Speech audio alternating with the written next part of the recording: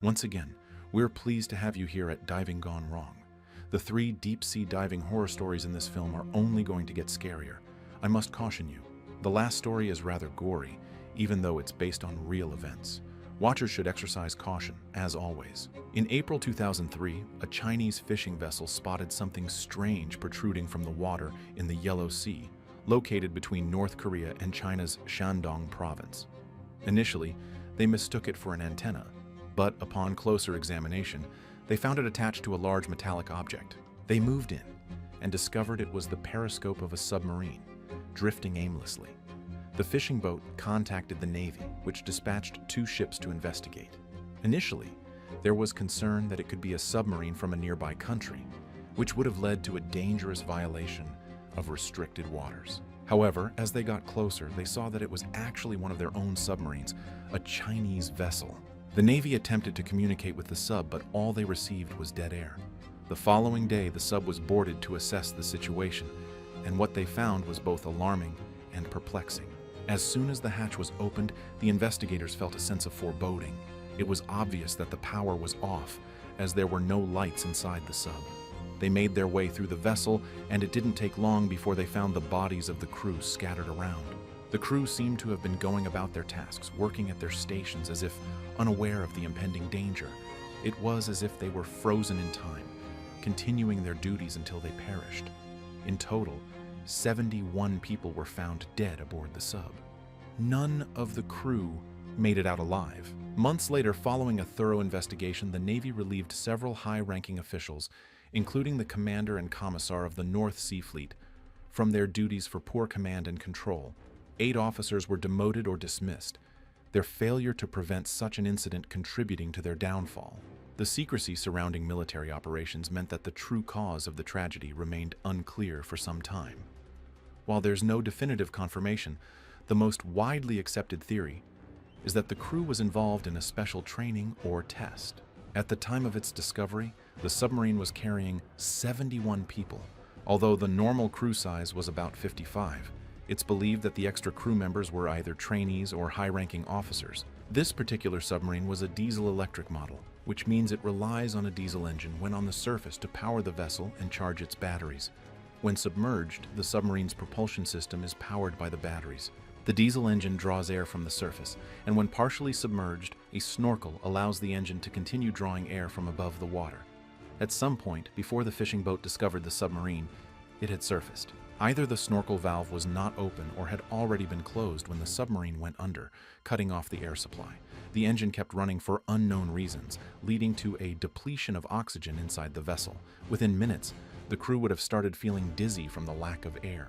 In just a few minutes, they would have lost consciousness, and within a few more, they would have died from suffocation.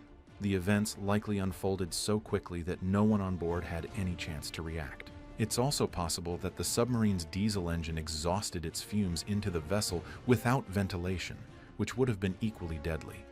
Whatever the cause, it appears the crew was practicing stealth techniques, attempting to remain undetected while submerged. This focus on stealth likely contributed to the oversight that led to the tragedy. Everyone aboard perished as a result of a tragic mix of human error and technical failure. Dive bells made of metal are used by divers to descend into deep waters. These structures serve as their temporary homes where they stay for extended periods, only leaving when absolutely necessary to perform operations, either by dropping through the bottom or opening a hatch. Inside, they have everything they need to survive for up to a month: beds, food, bathrooms, and more. After completing their tasks, divers only need to perform a single lengthy decompression once the dive bell is activated, rather than after each dive. This approach makes the process more efficient and realistic. After finishing their work, the 2 men would be lifted back up to a depth of approximately 310 feet, 94 meters, to enter their temporary underwater complex. This complex, which was slightly larger than a standard dive bell, consisted of 3 chambers: the bell chamber at one end, the living quarters at the other, and a small passageway connecting the 2 sections in the center. At around 9:50 p.m., the divers locked the transfer chamber after the dive bell made contact. The transfer chamber had 2 metal rings that resembled the holes of a front-loading washing machine. After connecting the rings, the chamber was pressurized to bring it into equilibrium with the transfer chamber. However, a small leak was detected somewhere along the rings when gas was pumped in. The divers cleaned the rings and reattached the two compartments, a common occurrence. Sometimes dust or debris getting caught between the rings can cause an improper seal, leading to a leak. After reconnecting the chambers, they tried to equalize the pressure once more. This time it seemed to work, so they proceeded into the transfer chamber. But as they moved inside, the chamber began to leak again. The supervisor, seeing no need to clean and reconnect the rings again, instructed the divers to proceed directly into their living space, which was dry and wouldn't lose pressure. Once inside the living quarters, they stood on the door while the supervisor sealed it and injected a small amount of helium gas. The surface above was equipped with valves and gauges to allow the supervisor to monitor the conditions within the chambers. Each chamber had its own gauge, but for convenience, the supervisor typically used one gauge at a time. As the divers passed through the chambers, the supervisor would switch the gauge to the one they were currently in to keep an eye on the pressure. However, the supervisor made a crucial mistake. He had sealed the door correctly and injected helium into the room, but he forgot to switch the gauge from the intermediate chamber to the living space. This oversight led him to believe that the chamber was still losing pressure.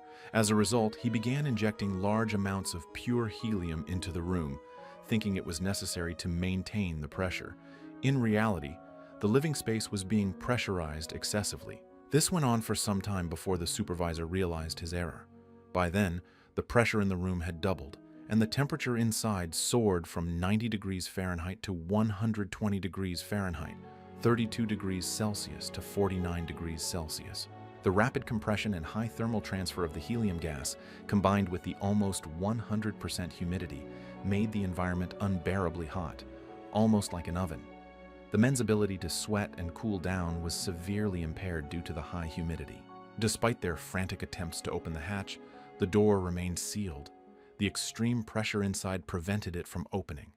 Even when the supervisor finally understood what had happened, he was unable to relieve the pressure in the room, and the exact reason for this remains unclear. The divers took their mattresses from their beds and laid them on the cold aluminum, trying to find some comfort in the unbearable heat. At last, a second diver was sent to the chamber to manually release the pressure. However, by the time he entered the transfer chamber and peered through the porthole, it was already too late. The men had stopped responding. Tragically, they had succumbed to heat stroke or hypothermia in the few hours it took to reach them. This incident marked the first known fatality in saturation diving caused by overheating. Saturation divers regularly face dangerously low temperatures on the ocean floor, putting them at risk for hypothermia. This is why maintaining proper temperature regulation in their chambers is so critical. Sadly, due to the combination of the already high temperatures and a series of errors, the soldiers were effectively roasted to death within their living quarters. Now, let's head to the United States of America's small island, Croix, located in the Virgin Islands to the east of Puerto Rico. Known for its diverse marine life and vibrant coral reefs, the waters around this tropical island are perfect for diving. What makes the location even more fascinating is the presence of numerous dive spots surrounding the island. Yet one dive spot stands out due to its remarkable features. You may have heard of the Cane Bay Wall. This spot is truly unique. The water drops almost vertically from just 40 feet to a staggering 13,000 feet, 12 to 3,962 meters, within a few hundred feet from the shore. It's one of the most dramatic underwater drops in the world. Standing at the edge of the wall, you'd look into an endless abyss, an oceanic chasm that could easily swallow all but the tallest peaks in the continental United States. In November 1996, while researching the marine biology of the Cane Bay Wall, 3 commercial divers set out for a dive off St. Croix. Just a week earlier, they had placed some traps, and today they planned to collect samples and take additional measurements. With hundreds of dives between them, all 3 were seasoned professionals, their combined experience surpassing 1,000 dives. Reaching the depth of the traps around 220 feet, 67 meters, 2 of the divers, Robbie and Brett, began gathering samples. Meanwhile, the 3rd diver, Rod, noticed 2 oceanic white-tip sharks swimming in the distance along the wall. The men, experienced divers, weren't worried. Shark encounters were nothing out of the ordinary. These sharks were particularly large, about 14 feet, 4 meters long, and it was unusual to see such open water creatures so close to shore. The trio decided to take a break and snap a few photos. After spending the first 15 minutes at depth, they had reached the halfway point of their dive. It was time to head back to the surface. They had planned to ascend in a specific order. However, Robbie had been breathing slightly heavier than expected during the dive, which left him with less air than anticipated.